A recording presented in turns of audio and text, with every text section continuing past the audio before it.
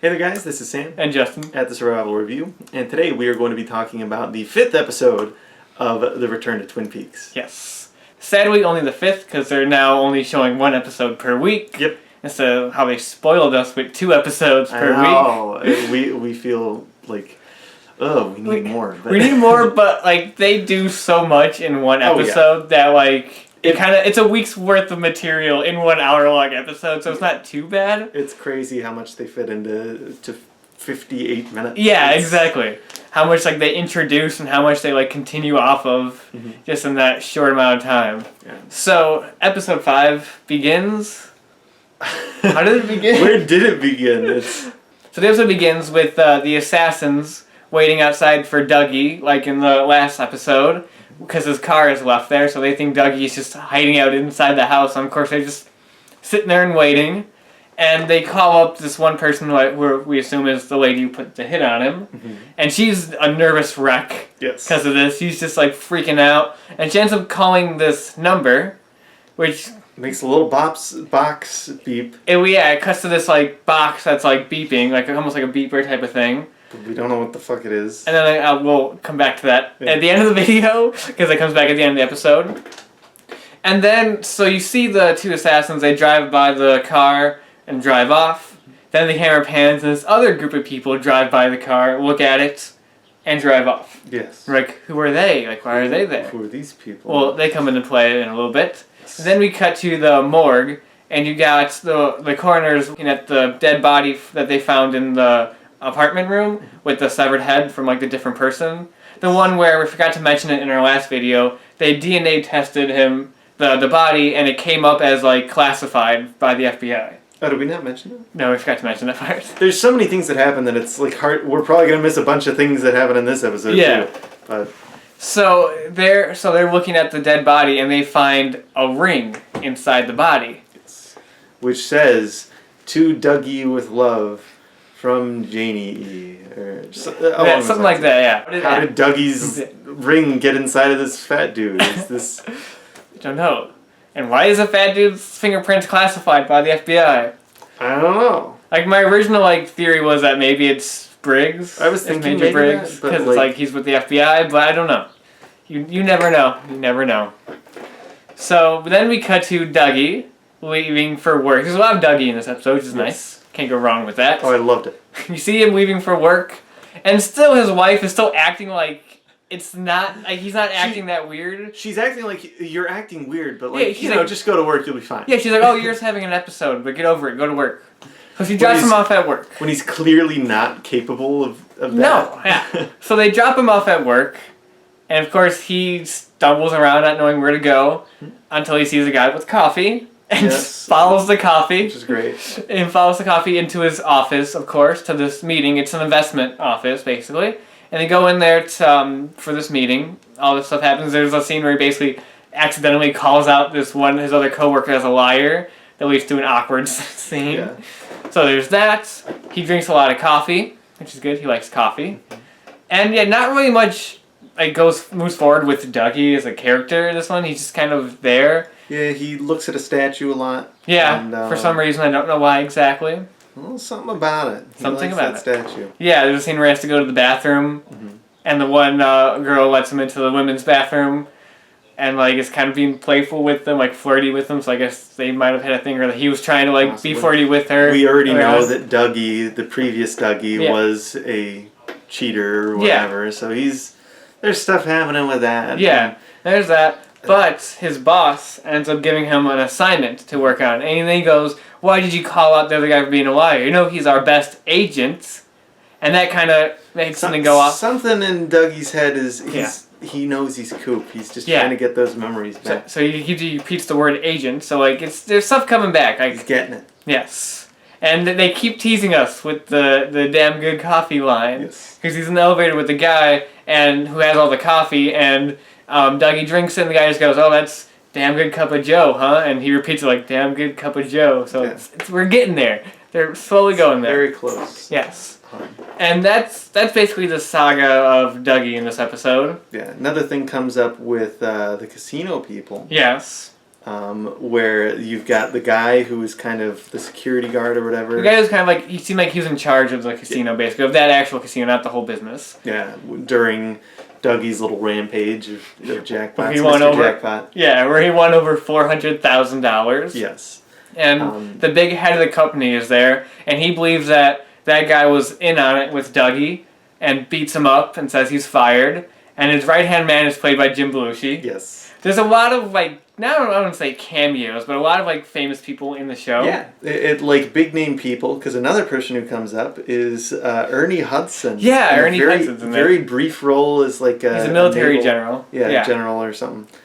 And he talks about how they keep getting all these hits on Major Briggs's DNA, and coming from the town where they found that dead body. Yeah. So he goes, charter a plane, go there and investigate. So there's something going on with Major Briggs and his DNA and everything. I like that. I think that's just really cool. But going back to that scene in the casino, Jim Belushi is there, and it's really weird seeing Jim Belushi in, like, a serious role. Yeah. And be kind of menacing, actually. But he's pretty menacing. Oh, yeah, he's really good. So there's that brief scene. I'm assuming that guy, the head of the casino, is going to come into play at some point later on. And then we come back to the town of Twin Peaks. You have a great scene between Sheriff Truman and his wife. Yes. Just her coming in, just complaining to him about all this stuff.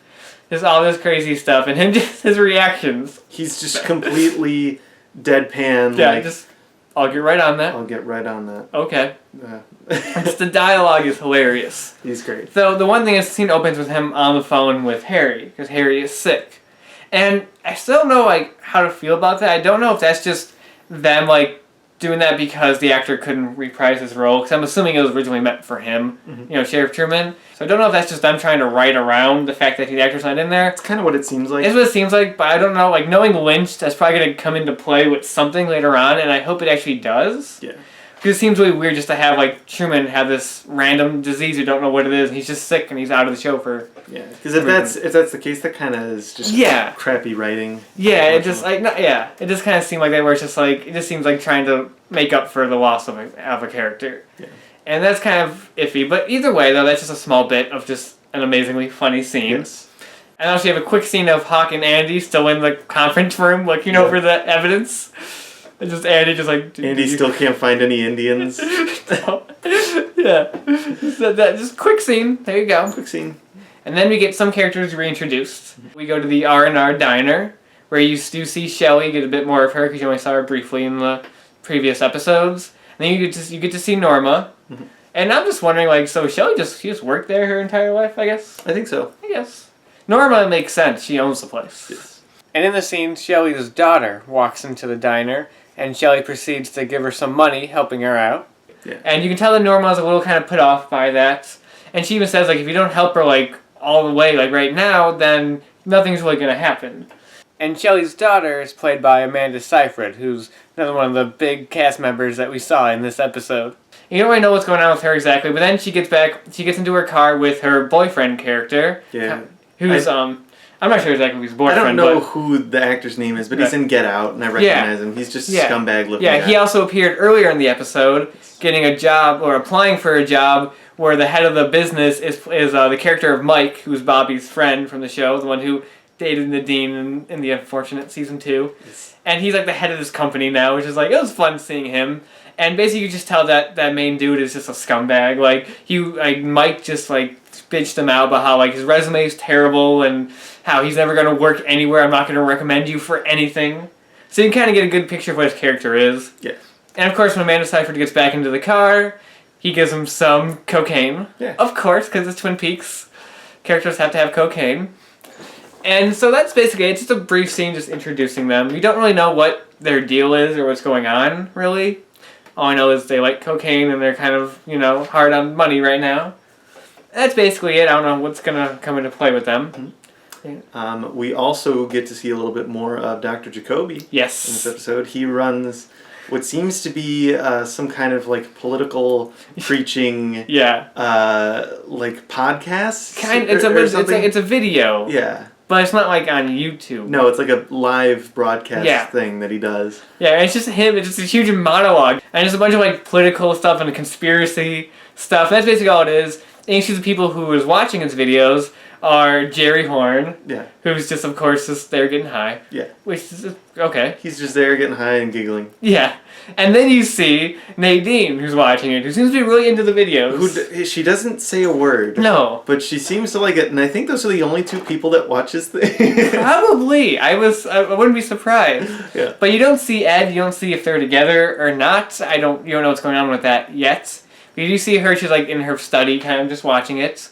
And then we get the big reveal of what those shovels were building up to, of him painting those shovels gold in the last episode. He sells them. They're shovels to dig yourself out of the shit. That's it. $29.99. Buy now. It just cuts to an ad of him like knee deep in shit. Just like dig yourself out. It just like fades to him out of it. Just there you go. Like, okay. Sure. Why not? Why not? Yeah. No. Okay. And who else? Then the one other scene that takes place in the Bang Bang Bar. Yes.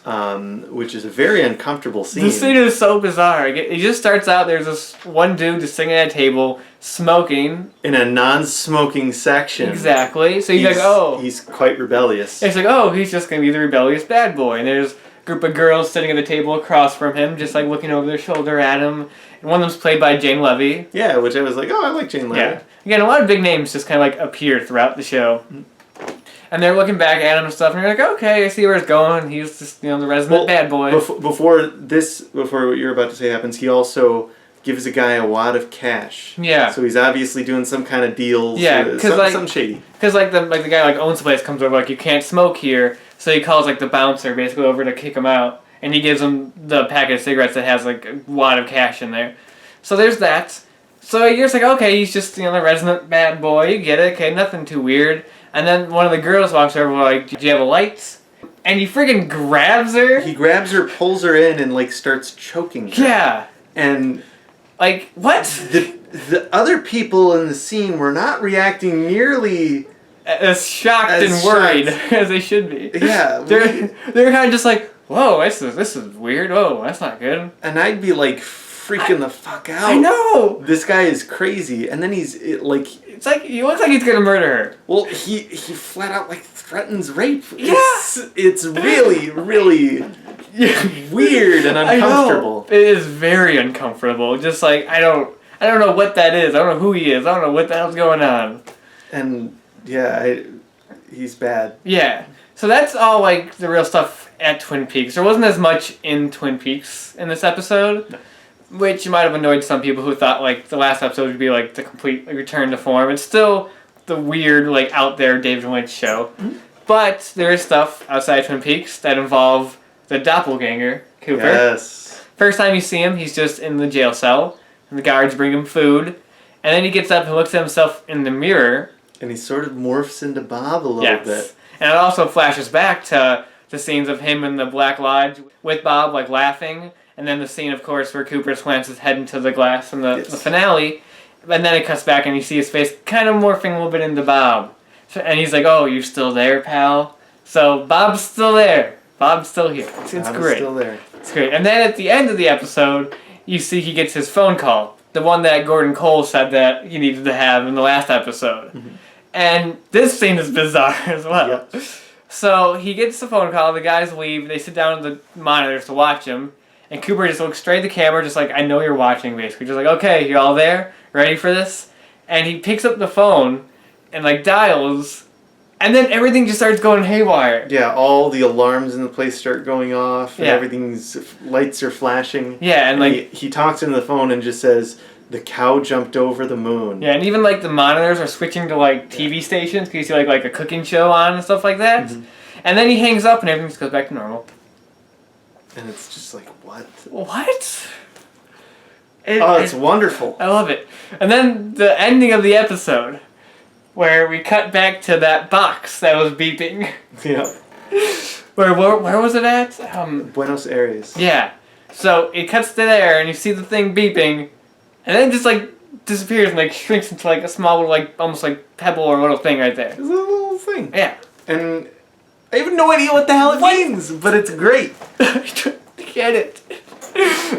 But I'm sure we'll maybe find out eventually at some point. Eventually, somewhere down the line. Yes. We'll get some sort of answers.